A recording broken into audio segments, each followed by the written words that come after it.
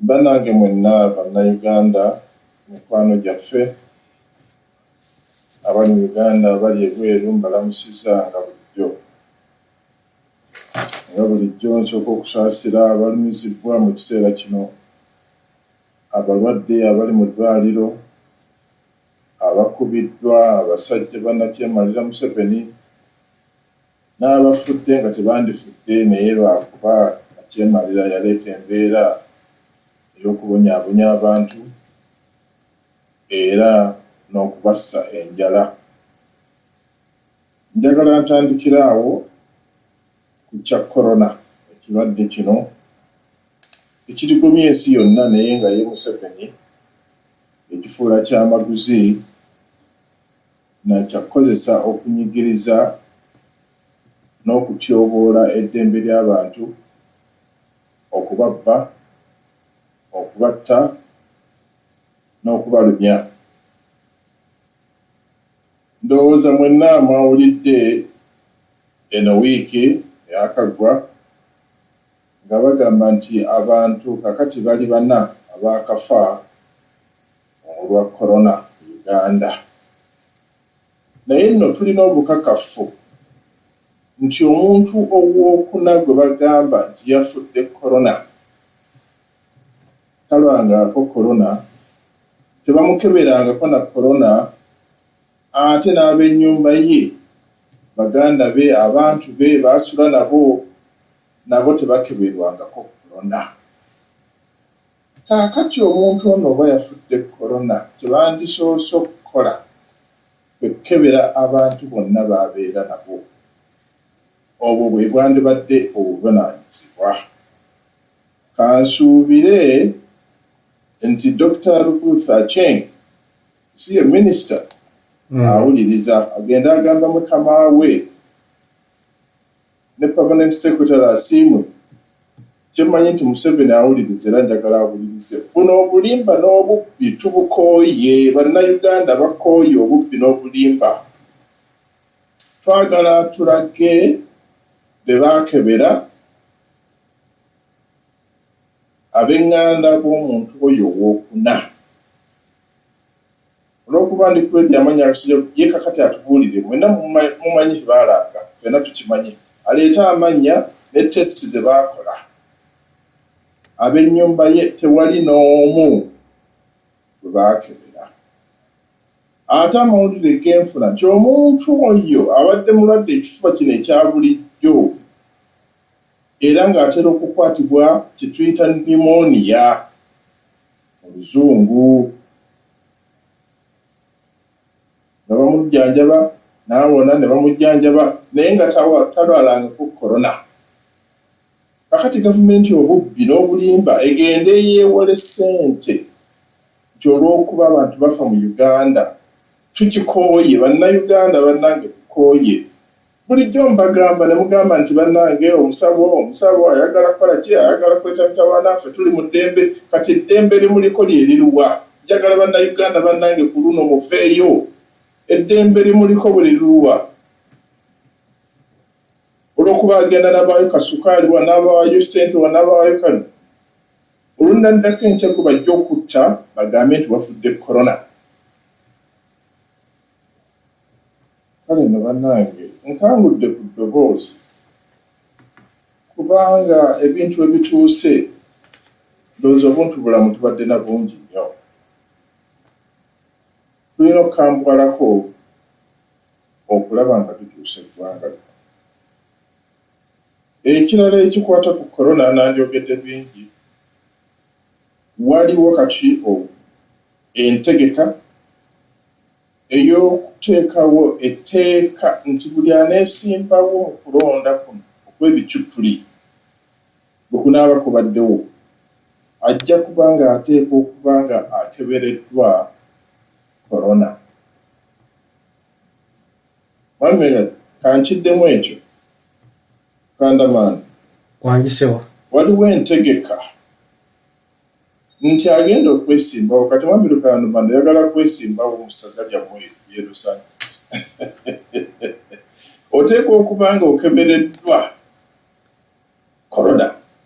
Mpulira sewo. Kati bw'oba tolina corona nga weesimbawo ne bannanga omusajja ono okujjoga kunayitirawo ne bannayuganda bano abavuma okutuuka wa era waliwo ekintu kibeera nti bakuvumye oba olina kuba nakusonyola n'otuuka noga nti wanaye kanfe oba nkutte ejjinja kaneerwaneko naye okunzitanga embuzi naye Museveni kati kyakoze Mwami Museveni njagala ng'okyawuliriza kubanga manyi owuliriza wakyusizza n'abamagye bateekewo entegeka nnene nnyo okulaba nti okulonda kubeerawo era bakuzaako ne Dr. Kitadda mu Uganda naye njagala owulirize kino bw'oba oyagala okuleeta etteeka lino mmwe mwenna musooke mwekebeze kati abali mu gavumenti baminisita bakyala bammwe abakyala abatongoze n'abatali batongoze abaana enkuliro gye mugenda muzaala abamu ne mubeegaana bonna be mukwatagana nabo mubakebere korona ate mubiteeke mawulire tulabe nti muwadde ekyokulabeeko ekirungi mu nsi yonna mu nsi ya Uganda nti mwe mukikoze kyemwagala okukola abantu abalina mu mukikoze mwekebezezza ekyo kyekisooka ekyokubiri bano bonna abakuuma nabano ab'NRM bamukyala Lumumba bonna abajjewuwe nabano omusajja wa Electoral Commission asiba mu State House ogamba nti Electoral Commission eri mu State House bonna basooke babakebere ekiddako aba Parliament bonna Speaker n'aba Parliament bonna balesooke babakebere muwe ekyokulabeerako ekirungi mu ggwanga nti mwenna bamaze bakebera ne baganda bammwe n'enganda zammwe ne mubeera nabo ne badriver naye ababafumbira n'abeera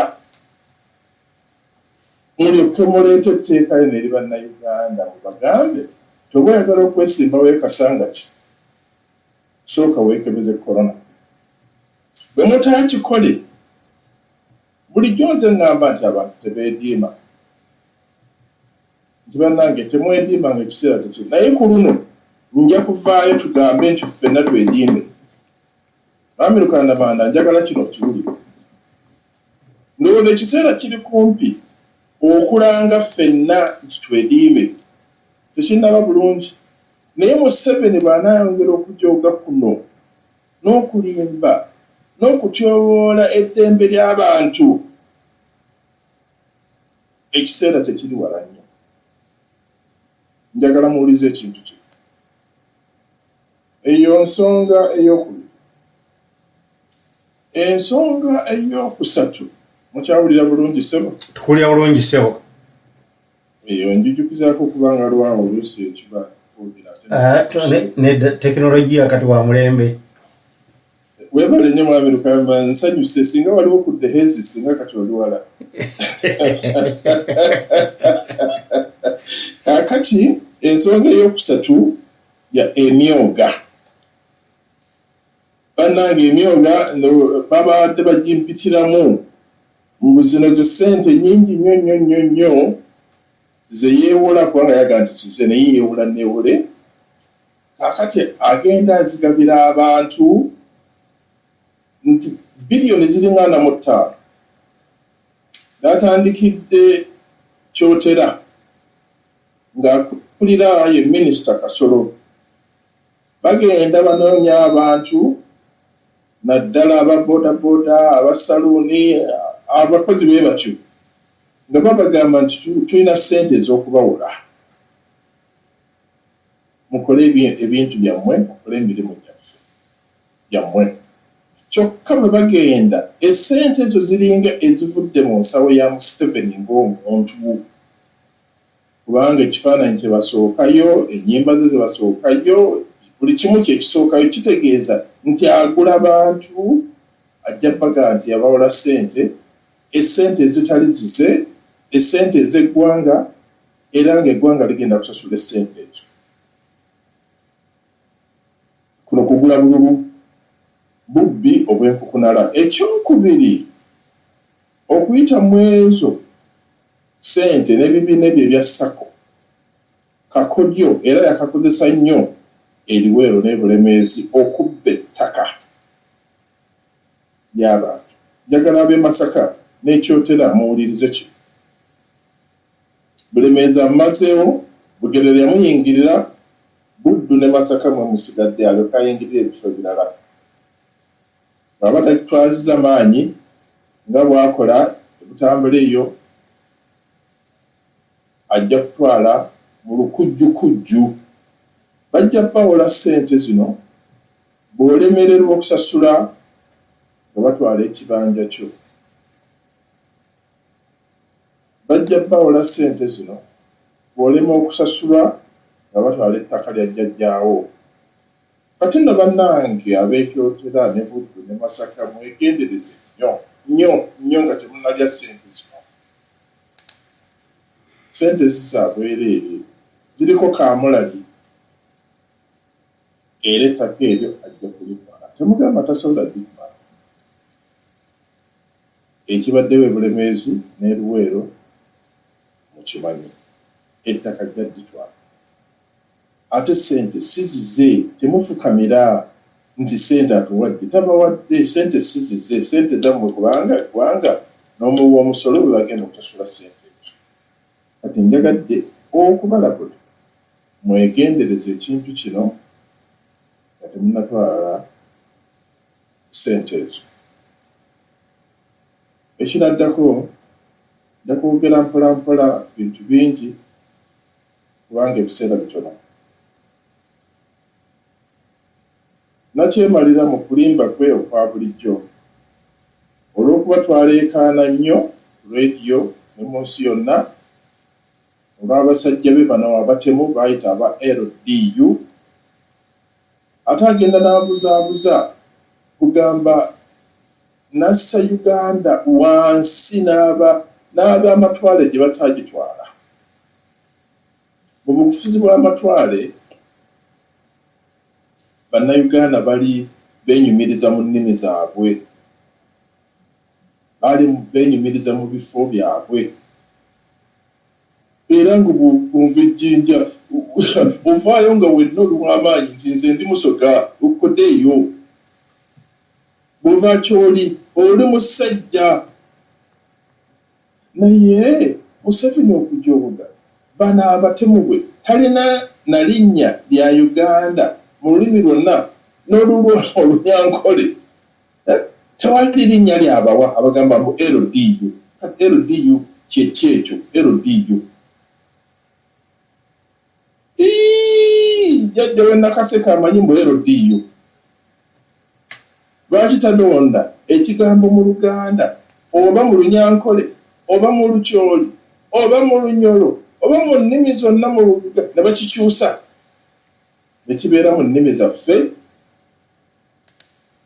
eza Uganda. Naye akikola akigendere tayagala kiteeka mu luteeso kubanga mujja kutegeera kyaliko.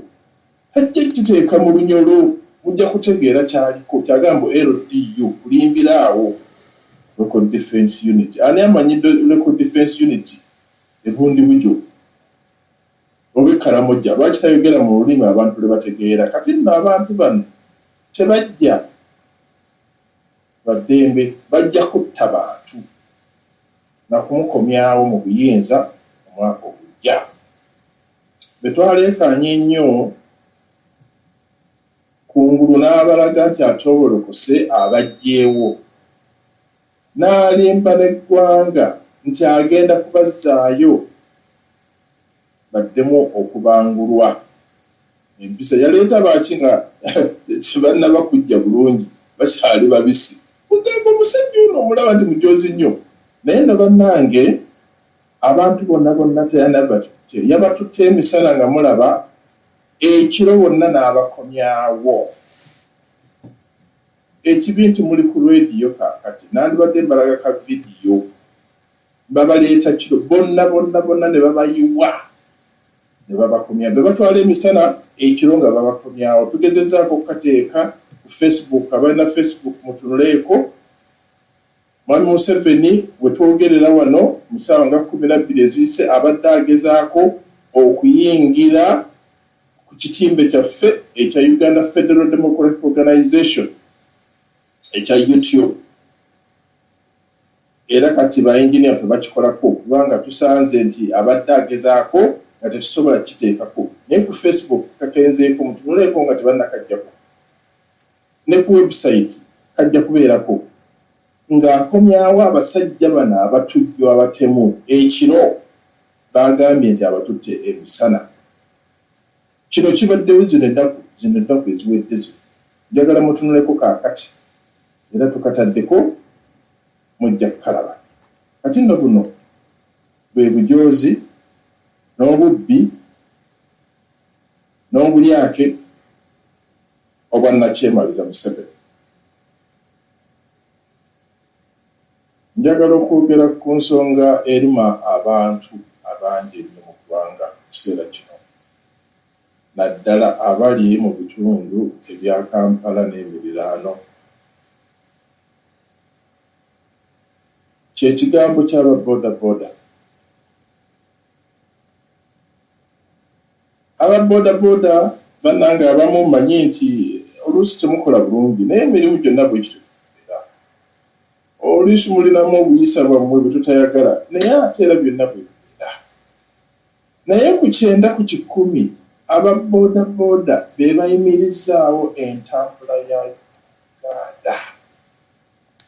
Namba 9 ku 10 nga nzeeko 10 ebyo abamu abeetaaga okwongera okukyusa ku mpisa. Naye 9 ku 10 aba bodaboda be bakwatiridde ebyenfuna n'entambula ya Uganda. Ebyenfuna tebikwatiriddwa Mercedes-Benz ya Museveni oba ya Muhoozi. Bikwatirirwa abantu bano aba bodaboda be baleeta abantu okukola, be babazaayo, be babatambuza, be batwala abalwadde, be batwala abagenda mu katale, be bayimirizaawo entambula n'ebyenfuna by'eggwanga. Naye kati Museveni mutiitiizi alowooza nti aba bodaboda bano kiyinja ajja bakozesa aleeta abatujju mu Kampala bamubbi. Era mutawaana omanyi omuntu omubbi yasinga okutya ennyo alowooza nti olw'okuba ye mubbi era mutemu kati buli ekibawo kyonna alowooza nti ogenda kumubba. Naye aba bodaboda okubagaana okujja mu kibuga n'okubagobamu, buli omu amale kufuna layisinsi mpya, buli omu amale kwegayirira, buli omu amale kufukamira. Museveni oli mujoozi nnyo nnyo. Njagala okoowola aba bodaboda, njagala mugume. Nabagamba kati wiiki nga 6 eziwedde mwekolemu omulimu. Buli omu amanyi nti ekiseera kijja, njagala mwekolemu omulimu ekyo naatuuka ate nga kiri kumpi ku sipiidi ya Museveni gy'atwambuzaamu eggwanga. Ekiseera tekiri wala nnyo, ojja kubayita muveeyo mukole omulimu. Tulabe bw'anaabagaana okutambula mu kibuga.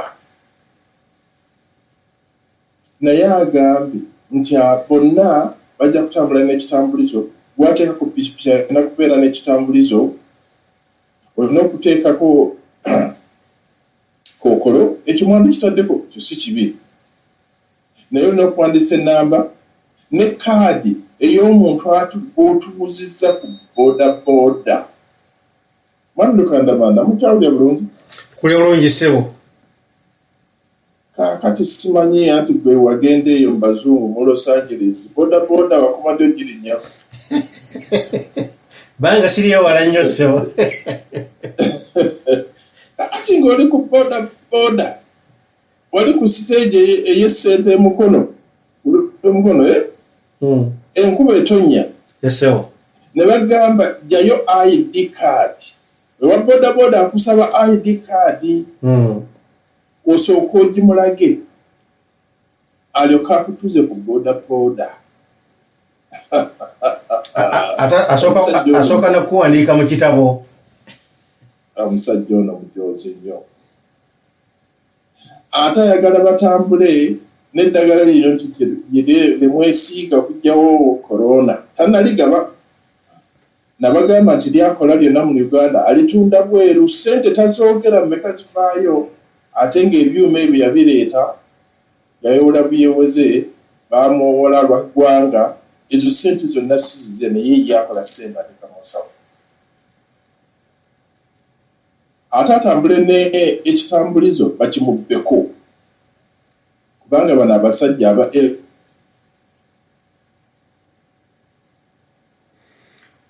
kubonyabonya nokubabasooka kujjako kitambulizo oluvannyuma bagamba nti leeta ekitambulizo ate bakikugyeko kati oba tokiina leetayo kale emitwalo 5 leetayo emitwalo 10 kubanga mukimanyi nti bakubbako ID eyo ogendo gijjayo emitwalo 10 kiyinza n'okutwalira emyezi 6 n'omwaka ng'ekitambulizo tebannakikuwa sente oziwaddeyo. Simanyi olaba obulyake bwa Museveni wano akakodyo mukategeera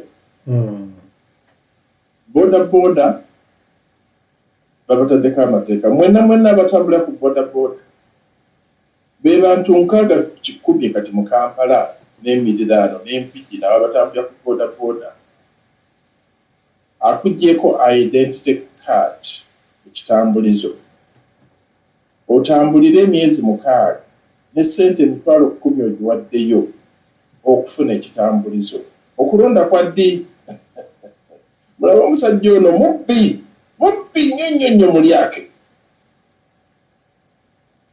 mutuuke mu February nga tolina kitambulizo kubanga bakikuggyako ng'otambula ku boda ne bakitwala kati oba tolina kitambulizo tosobola kukuba kalulu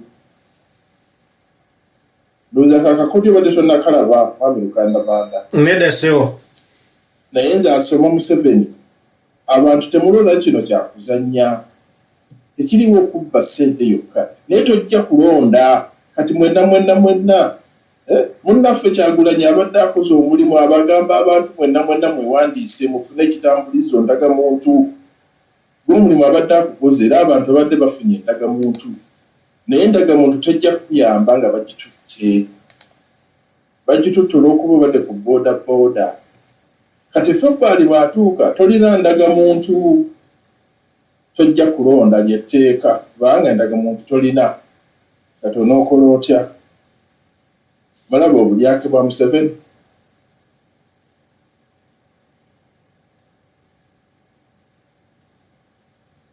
bannange ebyokwogerako bingi nnyo naye olw'obudde njagala njogereyo ebirala 2 oba 3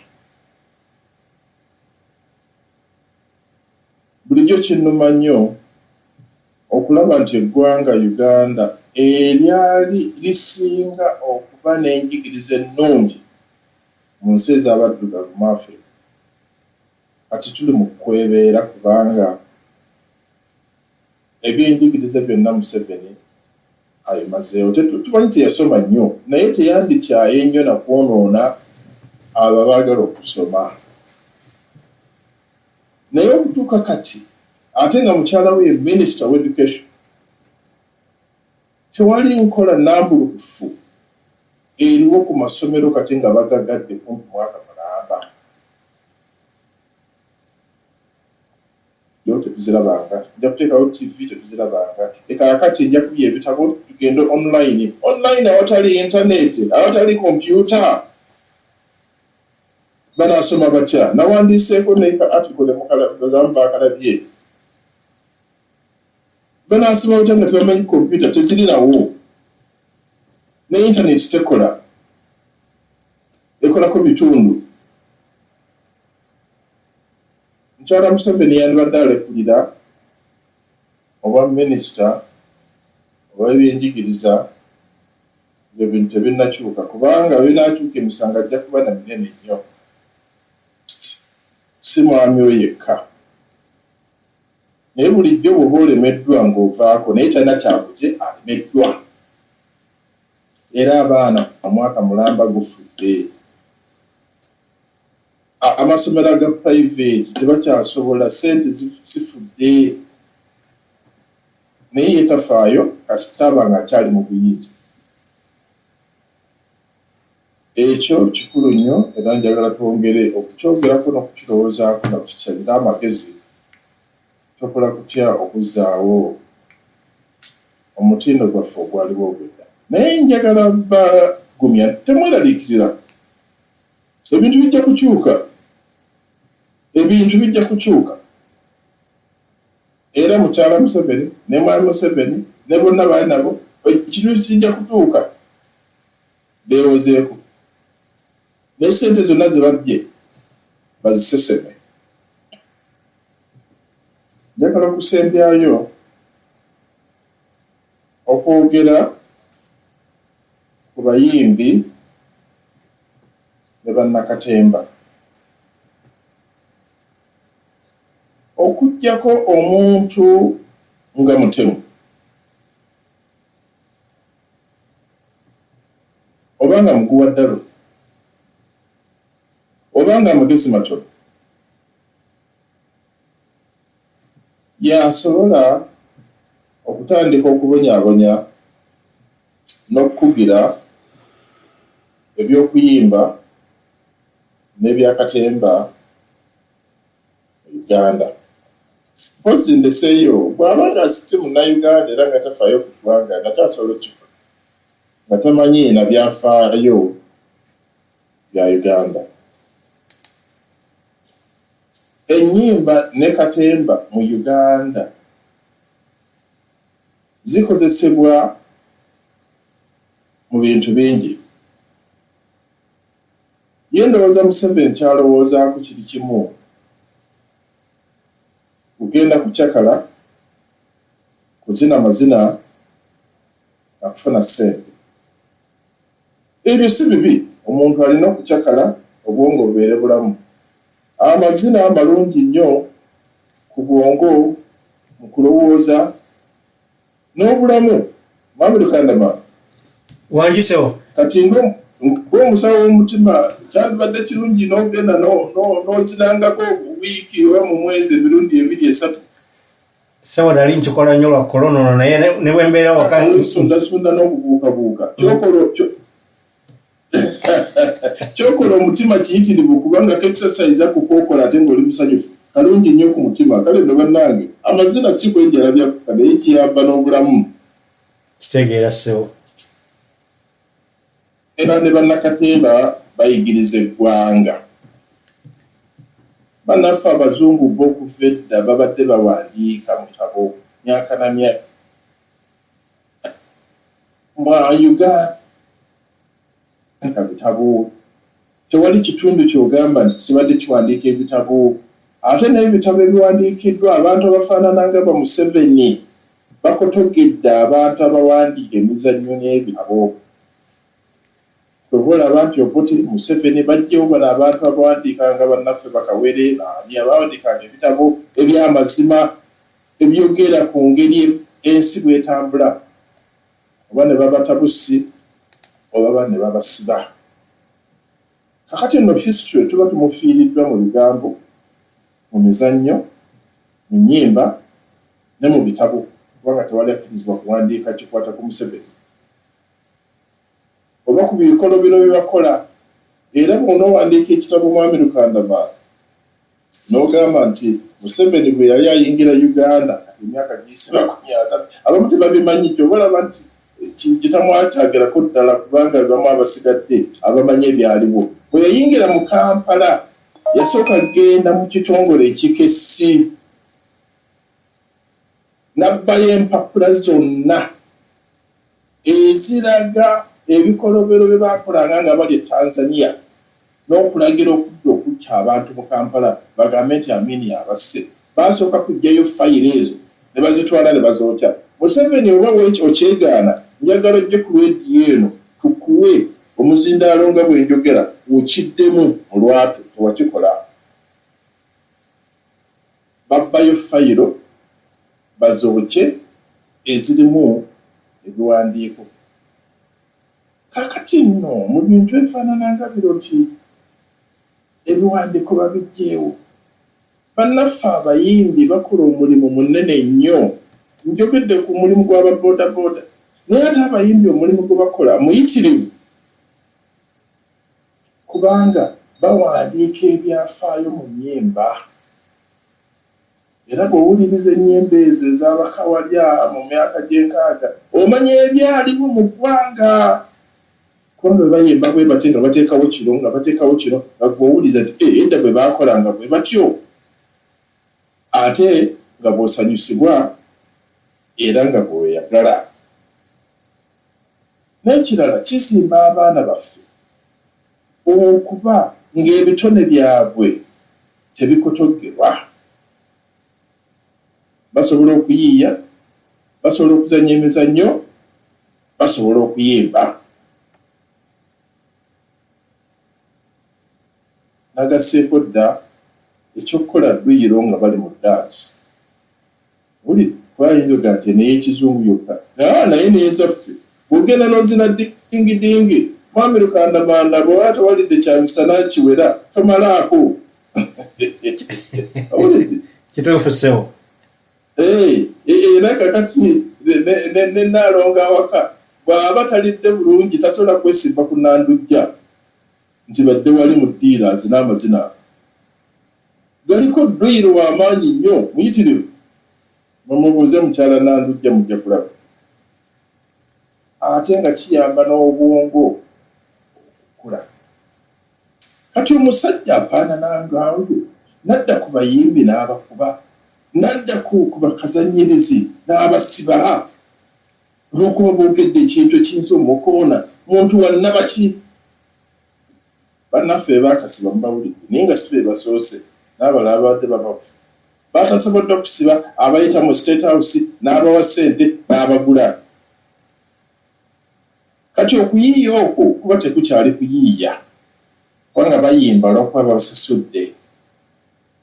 Olwo bannanga abayimbi nali mbaagala nnyo edda naye nakwatibwa ennaku awo bwe nawulira nti ogenda baamuguze kati okuyimba olimba lwa Museveni bannanga kino kibi nnyo.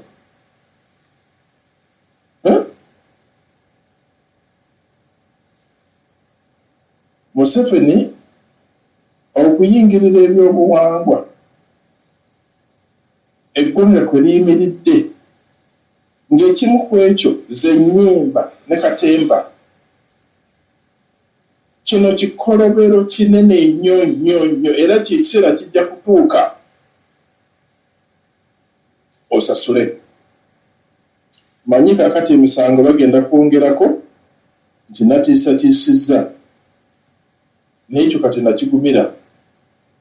Baŋŋambye n'okuŋŋamba Mwami Museveni awulira nti waliwo baategeka okusindika wano naye nkyabinoonyerezaako nti waliwo baategeka okusindika wano. Musawo Kingi ayitiridde nnyo. Ekirungi nti kasita twakiwuliddeko ne bagamba nti bw'oliba baakutemezaako era kale ekijja omanyi. Naye nakiwulidde era njagala Museveni akimanye nti abantu basindika tujja kubategeera, tujja banoonyerezaako. Bannange bimuŋŋenda n'enjogera ne mulabanga ebyokuzannya naye ng'ate byenjogera byonna era nga bwe kyenjogedde kibadde kituukirira. Bannayuganda njagala mbakoowoole kakati nti buli omu eyabadde akyali nayo akakunkuna nti ndowooza Museveni mutandise okulaba. Njagala mube nti okuva leo terikudda mabega, buli omu abeeko kyakola ekijja okuyamba eggwanga okutuggyako nabe wa Museveni. Sigamba nti Kanyuga mayinja bajja kutta, naye nabagamba mutegeke ensawo zammwe ez'ebijanjaalo ne kasooli. Wakati nga bwasibye boodabooda naffe bwe tunaasiba Mercedes Benz zatambuliramu ne leole z'akozesa ye n'okubba amafuta nabagatunda ekiro buli lunaku, Kampala ayinza okuyimiriramu emyezi 2 nga tewali kitambulawo. Onoolyaki n'empiki ng'ayimiridde, onoolyaki? Kati bweweetegeka n'abantu bo oba olwanye naawe, sijja kwongera ku ebyo abalina amatu muwulirize. ekyo ndowooza mukitegedde bulungi. Wange Kambanda, njagala nkome wano mu Luganda. Esewo. Kanjogereko akatono mu Lungereza. Banabaawo ebibuuzo baleke babibuuze. Ewammwe essaawa ziri 9:05 mwezi okumakya. Ndowooza kuti tetumanyi bungi ki bw'okyalina naye ndowooza yogerako mu Luzungu ku beediyo bannaffe nabo abaŋŋambye nti anayogerako mu Luzungu nga bwazaakola ne mbagamba nti ye era kwe bali ku radio bampeereza ddala n'obubaka. Ladies and gentlemen, fellow countrymen, both in Uganda and outside Uganda, I greet you as always, to you personally and to your families. Of course, I always remember our brethren who are suffering, either because of genuine illness or because of illness and hunger induced by the dictator Yoweri Museveni. I sympathize with you. And may the Lord look after your people and bring prompt healing. I also want to send condolences to anyone who has lost a loved one over the last month or so since I spoke to you. Again, if it was a natural death, God bless their souls. There is no good death, whether natural or natural. But if it is unnatural and brought about by dictator Yoweri Museveni, this brings double pain. But I want to assure you that you should not lose hope. Be strong. Change is coming. It's not if anymore. Change is coming. The question is when. I've got a lot of things to speak about today. I'll be very brief. I'll start with the current issues of the coronavirus. Dictator Yoweri Museveni continues to lie and to steal money in the name of fighting the coronavirus. He's borrowing money left, right, and center, which you have to pay. If not you, the natural resources of Uganda, or your children, or your sons, you have to pay somehow. And this money is not used for the benefit of the people.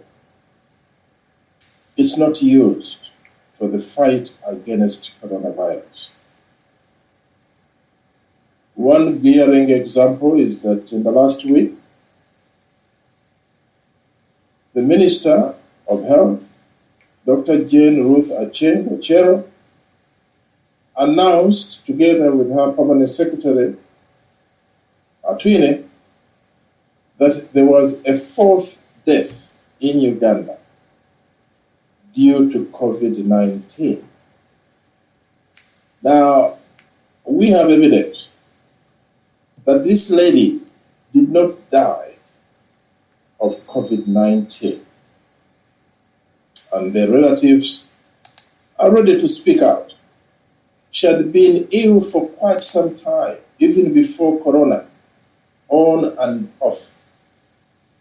And she had been getting recurrent episodes of pneumonia. She was an elderly lady, and therefore every time she had a chest infection, she went downhill until finally she succumbed to the final episode of pneumonia. She was not tested for COVID-19. Even if she was, the relatives and those people near her, if Dr. Jane Ruth Aceng, I'm not quite sure where she qualified, and this brings a shame to the medical profession. People like Dr. Twine, people Dr. Ruth Aceng, you should be ashamed to be called medical doctors. When I was training, Makerere had one of the highest standards in the world. And you graduated from Makerere, you came out loud and clear, proud to be a doctor, not only in Uganda, but all over the world. But this blatant lies of not only a doctor, but somebody responsible in government is totally unexcusable. This is high treason. How can you say things like this and you're a medical doctor? Because the relatives were never tested. The first thing you should have done, if genuinely this lady died of COVID-19, is contact tracing, which means the immediate family, the immediate people that were around her. They have not been tested, they've been not traced. But he puts this in the news so that he can go to the World Bank, he can go to IMF, he can go to foreign countries and borrow money to fight the pandemic in Uganda. Oh, it's terrible in Uganda. We have had a fourth death. I want more money. Dictator Yoweri Museveni, enough is enough. And I'm going to expose you. I'm going to speak out until change is effected in Uganda. I also have been informed. And of course, Dictator Yoweri Museveni is free to come and contest and dispute this. There is a plan in the office that everybody who is going to stand for any elective office in the forthcoming elections, if we have elections at all, because as I told you, these are bogus elections, has got to have a coronavirus test to certify that he's corona-free. If it was brought in good faith, this would be okay. But no, it is not. This is another tactic to prevent those people he doesn't want to start from contesting, because we know already that the tests that they produce, the results are fake, or at least many of them are fake. And I exposed him 2 months ago, especially about the Kenyan who crossed the border the next day and was negative overnight when he had been positive in Uganda. This is the way of stopping some people. They are going to fake the results and say you are coronavirus positive, you cannot stand. Again, that would be okay if it was for the interest and well-being of the country. I would like to challenge Dictator Yoweri Museveni, and I know you are listening. If this is true, I want you for once in your 35 years of misrule to set an example for the country. This would be a world first. I would like you and your family and your relatives and the workers in the State House, the cooks, the guards, the drivers, to go and be tested for coronavirus. And we don't want bogus results, we want real results. As an example, that you are willing to be tested, then all others who are going to stand are going to be tested.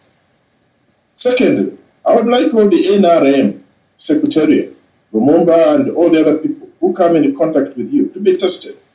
Then they'll be giving an example, a good example to the country. I'd like all the NRM prospective contestants to be tested, to give an example as the ruling party that you are leaders. You're willing to be tested, you're willing to stand up and be counted. I'd like the members of the Electoral Commission who frequent State House in awkward hours, breaking the curfew because they want to do things underhand, to be tested, to give an example to the people that they are leading by example. I would like the members of Parliament, led by the Speaker, for all of them and their immediate family to be tested, to give a good example to the country that they are leading by example. If this is not done, then fellow Ugandans, if this proposal sees the day of light and he announces it, then on that particular day, I'm going to stand up and declare the elections null and void and call everyone in Uganda to shun these elections. Because you're going to be labeled COVID positive because you support UPC. You're going to be labeled COVID positive because you're people power support. You're going to be labeled COVID positive if you're strong DP contesting in a constituency that Museveni wants. And I don't think you'll be doing yourself good service or the country to still go into such an election. So watch this space, as they say. Let's see if he brings this out, and then we'll take the next step. The next issue is that of the border. The border riders are the cornerstone of development and transportation and business in Uganda. It's not the Mercedes-Benz that Muhoozi drives, no. It's not even the big trucks that Museveni uses to steal and take oil overnight, export it overseas and saying that we are not producing oil, because that money we never see. It never comes up in the treasury. But the border run a day-to-day business of Uganda by transporting people, by transporting goods, by transporting sick people, by taking people to school. Everywhere it's a border. These would be crowned the heroes of the 34 years of bad rule of Uganda. But the new conditions for the border riders, especially around Kampala and the Central District, are abominable. He's asking the border riders to make sure that the person they take has got an ID, to make sure that he's got a mask, to make sure that he has excuse me,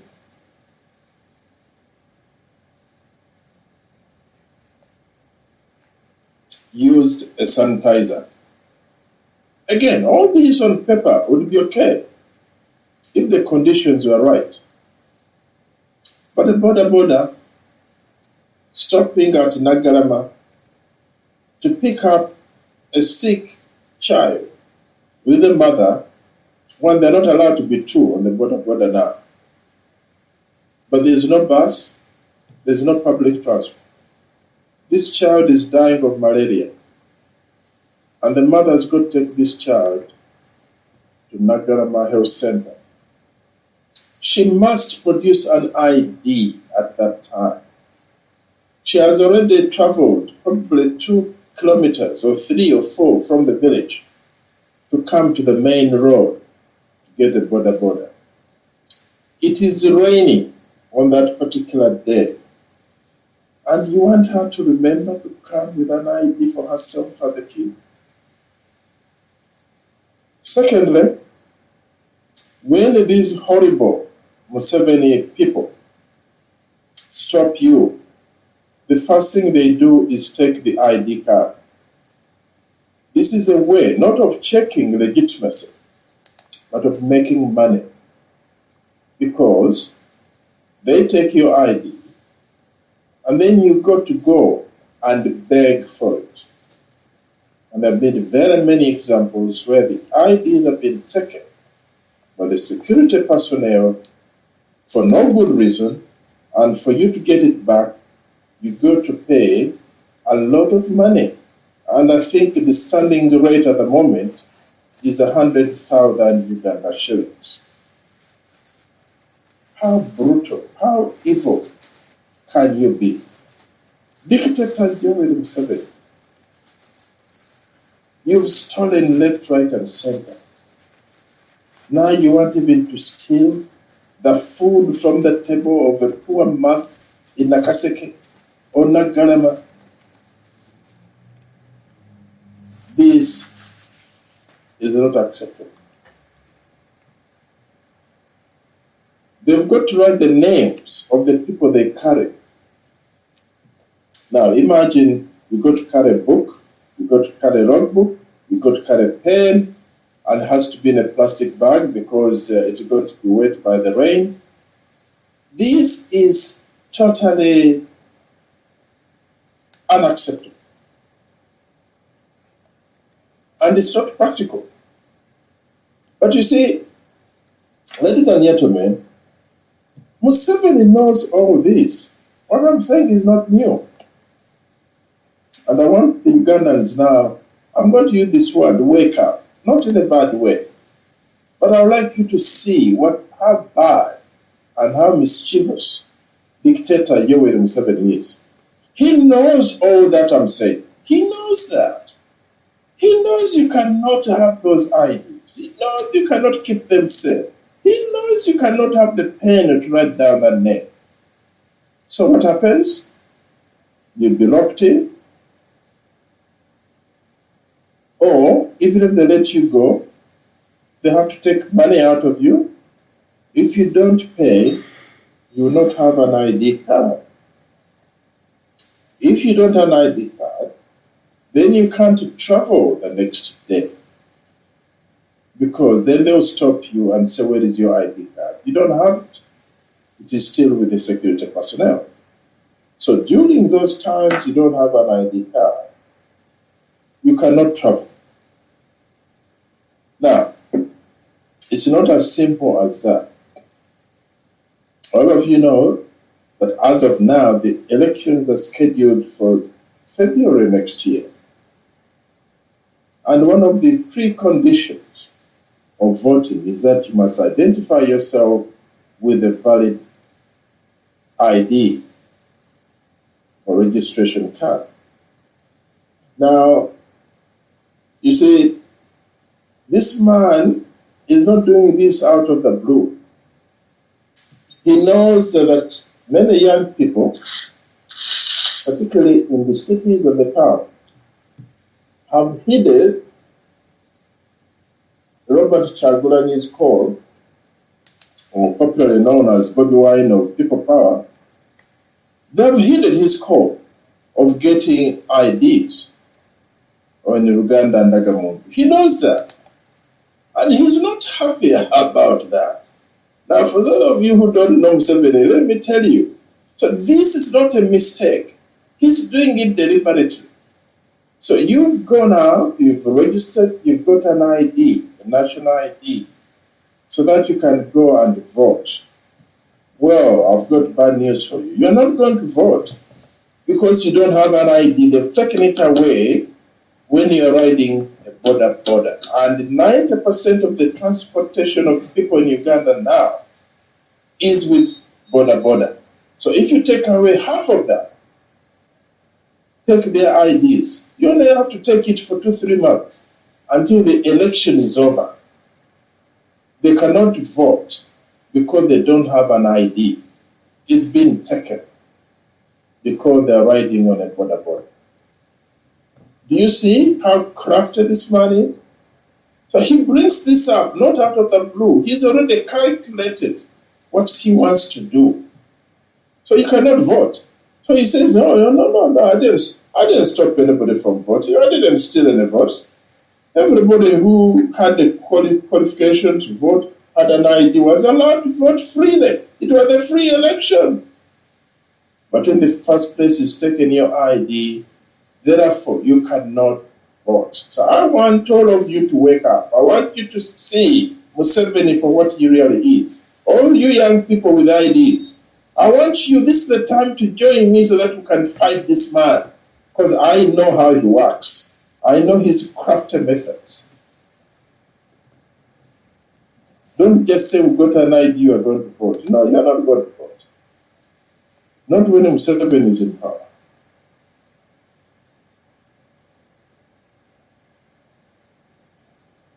I'm also going to speak about the local defense units. You see, Museveni, right from the beginning, when he wanted to destroy the Ugandan society, the first thing was to do away with the conventions, with the traditions, and with the language.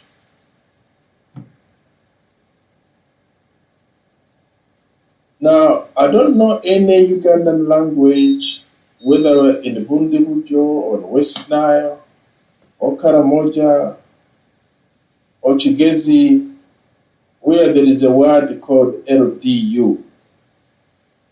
Or even if you spell it out completely, local defense units. Uganda is no longer a colony of the British.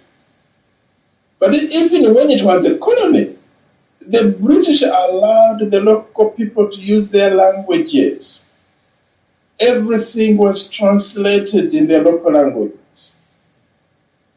So if you went to Busoga, you spoke Lusoga and people understood. When you went to Mbale, you spoke Lusamia and people understood. When you went to Uri, you spoke Acholi and people understood. But he did this deliberately, LDU, to take away the local language. That's why when he came in, instead of calling the local leaders their traditional names, in Lango, in Acholi, in Busoga, in Mbale, in Buganda, no, he destroyed that. Because then you'd have a feeling for your society. You'd have a connection to your country. You know what he did? He said LC. What is LC? LC1. You're just a number, even. You're not even a chief. You're not a person. LC1. What is LC1? He did this deliberately. You destroy the language, you destroy the culture, you destroy the country. Now, these famous LDUs, as we know, is a torture machinery for Museveni. And some weeks back, I spoke very strongly about it and published online. And because of the pressure, he said he was withdrawing the LDU, that he's taking them back for retraining.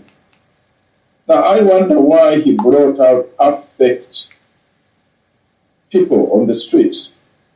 This is also criminal. One also wonders about his educational and intellectual acumen. But no, he's not a fool. He did it deliberately. He knew what exactly he was doing. So he takes them off the streets during the day to tell you, oh, no, if they done something wrong, I'm taking them back for retraining. And at night, in the very same week, he brings them back, even in bigger numbers. We've just published a video online. But as I was telling the people in Uganda, over the last 8 hours, they've been trying to get into the Uganda Federal Democratic Organization Facebook page and to block. We are working on this, but we've already identified the problem. He's tried a lot of times over the last few months since the website came up to block our website, but it's not going to work. We have better technology and we are going to win. So these LDs are being brought back overnight on the streets. And this time, they're even more brutal. So he's propagating a lie that is taking them off the streets and taking them for retraining In the middle of the night, he brings them back. And we caught it on video. They're being brought back in even bigger numbers. So, ladies and gentlemen, I could go on and on. The message is very clear. This is the time for all Ugandans to say enough is enough. Don't be confused by the little bit of money that Museveni is giving out. I want you to be focused on a change of government. I want you to be focused on the efforts of kicking Museveni out of power. I want you to be focused on rebuilding our motherland. I'd like you to visit our website, www.ugandafdo.com. You can send an email, you can send a comment, or you can go through Radio Munansi, www.radiomunansi.com. But it's not enough anymore for you to say, we hope there is a change. Don't hope. You've got to make it happen. So today, I want you to say, what have you done to make this happen? Now, I'm not calling all of you to go to the streets now and demonstrate, because you'll be killed. That I can assure you. But I want you to be prepared in whatever way you can. And when I say prepared, I know you understand what I'm talking about. So that when the time is come, and I hope it won't be too long, I hope it will be soon. When this time comes, and the whistle is blown, we want this man to be given the medicine that he deserves for all the atrocities, for all the suffering, for all the theft he has done to the people of Uganda. May the Lord bless you. Now, if there are any questions, I'm sure Mr. Vanderman has got to let us know. I've got 15 minutes for questions. Dr. Webale nnyo kasooke nkwebaze ebigambo by'otugambye olwaleero tusomesa otukowoola n'okutuzuukusa sebo webale nnyo webalire ddala tugambye tugolokoke si mu bubi naye mu bulungi bwa ffenna ndowooza message eyo ebadde nkulu nnyo eri abawuliriza abalungi tulina Dr. Aggrey Kiyingi nga yabadde atusomesa tukowoola ffenna okwetaba mu lutabaalo ssematabaalo olw'okweretera emirembe mu Uganda. Alayini nzigule abaagala okubuuza ebibuuzo essimu 885348273 abaagala okuyita ku WhatsApp yange eri 888093884. Olw'ekibuuzo ndowooza omwami Buganda Youth yabuuzizza wano agambye nti abadde okufuna endowooza yo ku Kenya nti Kenya egenda kuggulawo ekisaawe kyayo ewaffe tukyali baggale ayagala okumufuna endowooza yo ku nsonga eyo kuki kyokyogerako nayongerako n'ekirala kyayongeddeko nti alina amawulire nti abantu baffe bangi basula ku streets mu nsi z'Abawarabu. Ensonga eyo oyinza gyogerako otya w'ensonga ezo zombi oyinza zogerako otya ssebo? Kansooke ku kita abantu abali ebuwalabu nakiwulira era nga mujjukira nti nakyogerako kati emyezi giweze era gavumenti bwe yawulira nti ekyogeddeko n'etandika okulimba abantu tegenda kuleeta abantu abo bayambe n'okutuusa kati tulaba nga beyayamba ate n'abo abajja kokka baba babonyaabonya entebe ne babajjako ssente ne babateeka mu woteeri ez'abakulu ba gavumenti ate nga balina okusasulira babajjeko n'obusente obutono bwe bazze nabyo era vidiyo no zamwagiraba natuteekako webusaba. Kale ekyo kizibu nnyo kubanga kwekyongaza omuntu obanga kumanyikana manda tewali ngeri gy'osobola kubajjayo gavumenti yandibadde ekiyingiramu naye ku kino bannaffe abali mu nsi ez'ebubalabu kyembadde nsobola okubagamba nti oba okyalinaku wooli oba kyosobola okulya mugumiikirize enkyukakyuka ejja mu ggwanga kweno sipiidi kakati gye tuliko ne Museveni gyataddewo n'ekifuba kyaleese nsirowooza nti emyaka mingi Katonda musaba atukwatireko era nga bulijjo naye nsuubira nti enkyukakyuka ejja mu ggwanga ate nga ye yagireese alaze abantu kyali kubanga Mbabazi akyalina amaduuka mu Middle East bafunamu ssente alina moolo namba ssente zivaayo basobola okuzifuna n'okuziyingiza naye tebasobola kujjayo bantu kubayamba batikka ku nnyonyi naye bandibadde babasasuza kyemmanyi nti abantu abo bandibyewoze ne basasula ne bateekawo ennyonyi ebaleete naye bwe waaliwo owooluganda wa Museveni bamujja mu America ne bamuleeta ku nnyonyi kyokka bano aba Middle East tebasobola bwe butali bwenkanya era kyenvamba bugamba nti bannange ffena kati tuzukuke tulabe omusajja ono kyali buli omu akwate kakutte omusajja tumufuumuule ate nga kisoboka ekyokuggulawo e Nairobi ekyo si kibi era ensi nnyingi ezitandise okuggulawo naye nga kirina okuggulawo nga waliwo amagezi n'entegeka emala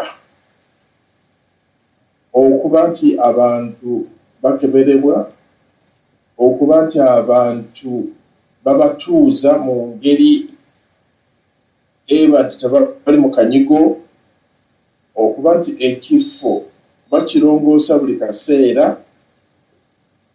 era n'okuba nti bakolaganye n'ab'ennyonyi engeri ki gyebagenda okulaba nti bakendeeza ku kawuka kano aka korona ekyo sirowooza nti akyembalira Museveni akisobola naye tajja kukikola kubanga ye tafaayo ate ne ssente bappanzibe bwe kiba nga kisooka okukoleka kirungi okuggulawo naye ekikulu si kuggulawo ekikulu kulaba nti ate obulwadde tebuyiira kubanga nja pawa ekyokutulabirako kati nga wano mu Australia bwe tuli Katonda yali atuyambye nti obulwadde tebwali bungi naye obulwadde obusinze bwate bwava bweru abantu abayingira mu ggwanga bw'ojjako 195 bonna baali bavudde bweru tebaali bawa bayingira buyingizi okuva ebweru kati n'ekyo nde kyente nnyo nti banaggulawo Museveni nga bwali nti ayagala nnyo ssente ajja kuleka balowooza nti bainvesita abayindi bazungu bo bayingire nga tebakebeddwa ate atulugunye munnayuganda avudde e Dubai bali bayingidde tebakebeddwa tebabatadde kuba nti wiiki 2 babategeka awantu nedda kubanga balogamba nti bo bantu be bainvesita bantu bakibakibo kyabo bonna nga bwe mumanyi bwakola abo be bajja okutta bannayuganda bannange amabulireko be bajja okutta bannayuganda be bajja okuyingiza obulwadde kati n'ekyo tulina okukyegenda kubanga ye Museveni tumumanyi ate atiitiibya abalala ate bannayuganda n'ababonyaabonyera ekyo sikyogedde mwoyo mubi naye ng'ate kiriwo kati n'ekyo kineeraliikiriza nnyo nti ate bajja kuyingiza obulwadde butaliiyo mu Uganda bulina Katonda addayambi obulwadde butono nnyo naye bano abajja okuyingira bano ate abamu bajja kujja nti baleese buyambi naye obuyambi obwo nga butwa ate n'ekyo kyeneeraliikiriraku ekyo asaba webale nnyo webale ddala kansuubire nti Buganda Youth omatidde Dr. Kiyingi ngeri gyazeemu ekibuuzo kyo n'okwongera okugaziyaako ku kikwata ku byobulamu byaffe ffenna waliwo omukulu wano alina ekintu kyeyawandiise ndowooza osobola okukyogerako nkimanyi okikonyeeko ono yagambye nti dokita ayinza okutuwa bw'anaabazze asobola okutuwaayo akatonotono ku policies zalina ezikwata ku education, housing, agriculture, labor, immigration, health ne infrastructure yonna wamu. Simanyi oba olina akadde kuba yawandiisa olukalala lwa bintu bingi byagala ogende ng'okoonako wano kasavu kanyama wali wano. Munange oyo munamusize naye ndooda ekiseera ekyo tekiriiwo. Kyokka ebimu mbadde mbyogerako mu biseera bino ebyenjigiriza, ebyobulamu, naye waliwo ne bu vidiyo bwe nateekako obumu obulaga engeri Museveni bayinoonyeemu ebintu. Kyokka njagala okumugumya nti tujja kubikola, gavumenti empijja kubikola, amasomero gajja kutambula, amalwaliro gajja kutambula, enguudo tujja zikola. Bino ebinnya eby'omu Kampala bano babbi owulidde bakondo era balina okunyonyola ssente ekyo zijalaga. Tosobola gamba nti okoze flyover eya wano Kampala gikolera emyaka 10 ate olukiteekawo neegwa bypass embadde ngambe ogiweredde emyaka 6 naye olugikoze neegwa oli mubbi. Kati nebyo byonna tujja temweraliikirira bijja kukolebwa neka tusooke tuleetewo enkyukakyuka. So webale nnyo webale ddala. Olw'oggulu waliwo ali mu London alina kyawandiisa wano ngezaako okufuna amakulu gaakyo sinnagafuna. Agamba nti amakulu ki agaliwo okwongera constituencies mu Uganda nga newe batuulwa tewali. N'agamba in fact bateeseza eddakiika 2 nsonga ki bayinza okuba nga bateesaako buli mukiisa ki ateese ku kiteeso mu ddakiika 2 ne kiba n'amakulu. Nnyo munnange waliwo n'omulala abadde akiweereza wano nti Mwami Museveni agenda ateekawo constituencies naddala mu bufo obutono obutalina bantu alukaafu ne ba members of parliament babeere bangi nga bonna ba NRM. Ekyo tubadde tukigoberera, ekyo si kyekyo kyokka kati ku constituency kuno obutono bwagenda aleeta be bantu baleeta ekiro babaleeta kiro mu truck mu loole baliko n'abasirikale ne babayiwa ne babeera batuuze ne babawa ne ndagamuntu. Ate nno ekyo abataleese bantu bokka naye abatta ekitundu ekyo ate ageranye ekitundu ekirimu oba mulimu zaabu oba mulimu amayinja ag'ebbeeyi kati ekyo n'akitwala. Kati nno mulimu engeri 2 si kuleeta buleesi nti bu constituency afuna abantu mu parliament naye n'ekifo ekyo abaakitutte n'ettaka abaalitutte obala ni Museveni musajja mubbi nnyo mulyake. Webale nnyo okwogera ku kintu ekyo kubanga waliwo nanga badde ataatimbisa wano olwayo. So webale nnyo webale ddala. Ono agamba nti gwe Lukandamanda ne Dr. Kiyingi mwatugambako emabegako nti muli balya nnaka. Ebitundu ebyo bye bisinze okukosebwa mu kugoba abantu ku ttaka. Dr. alina nteekateeka ki okwidentifyinga bannannyini ttaka abatuufu newankubadde nga abamu baafa mu nnyimbe abaana baabwe n'abazzukulu okulibaddiza okulijja ku bano abalitutte oba abalinyaze mu ngeri ey'ekikulupya bw'awandiise. Munnange nno yankonye mu bbwa kubanga nsibuka Bulemeezi temulya nnaka naye nabagamba kiriko oluusi Mwami Lukandamanda abantu baffe sebo abuuze bannyabu nkusamu ekitiibwa naye oluusi mugenda ebintu byenjogera ne mubizanyisa. Nabagamba myaka 6 emabega nti buli omu abadde alina ekibanja oba ettaka Babugerere oba Bulemeezi oba Masaka nga ettaka eryo balitwala ekyapa ekyo kikuume. Nze nali mmaze okuwulira nti bagenda kukyusa ebyapa, nali mmaze okuwulira bagenda kweta muno mu computerized Museveni kikyamanyi ku computer ebiri ebikadde babisangulemu bagambe kino kyekipya. Ne mbagamba mukuume ebyapa ebyo ebikadde ne bwe kiba nga kuliko akatuli kikuume. Era ne mbagamba mu kiseera ekyo myaka 6 emabega nti bw'oba tonawo okikuumira tutuukirire wano ne mbawa website ne mbawa essimu tugenda kukola enteeka mu DHL mukiweereze wano nekikubire mu safe.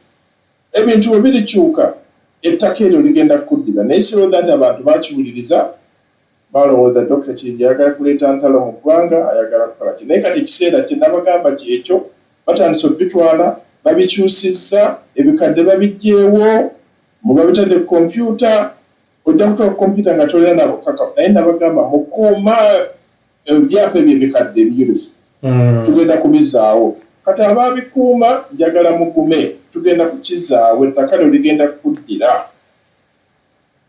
bw'oba tekikuuma kijja kubeera kizibu kubanga tulina okubuza abantu bangi abaaliwo ab'edda ate bonna abo abakulu abassa bamazeewo naye tugenda kugezaako nankode kijja kuba kizibu kati alina ekyapa ekikadde nabona bwe bagamba mukizeeyo bataddewo ebipa ebya kompyuta ekikadde kino kyokizaayo bwe kikuuma ejjamu fotokope wakino kubanga bwe kinaagenda tekijja kudda ye ayagala kujjayo bukakafu nga bwe bagamba nti abuzabuza bujulira abijjeewo teri bujulizi kakati no kyekyo abalina ebyapa ebyo bikuume omufulemu fotokopi kiba kikadde kitya tujja kikuuma era tugenda kulikuzittako ndowooza ekibuuzo munaffe bakozeemu mulungi aŋŋambye ampeereza ne kajjambo ono ku whatsapp nti asiimidde eddala engeri gyozeemu ssebo ekibuuzo ekyo dokita tusibirire entanda era obudde bwebu ndowooza ndinalo ekiddakiika 2 bw'ojja zisasula mwami lukandamanda kale bannange nsanyuse nnyo nga bulijjo era mbasabira mukama abakuume katonda abakuume njagala mubeere bagumu enkyukakyuka ejja naye ate temulinda bulinzi buli emu abuleka katono kasobola okukola muyinza otutuukirira oba oyinza okukolako n'osirika ekiseera bwe kinaatuuka okajjiyo nga tukugambye kati leeta ky'olinawo n'olwekyo mbaagaliza mukama abakuume bulungi abongere emikisa lwa katonda n'ensi yaabwe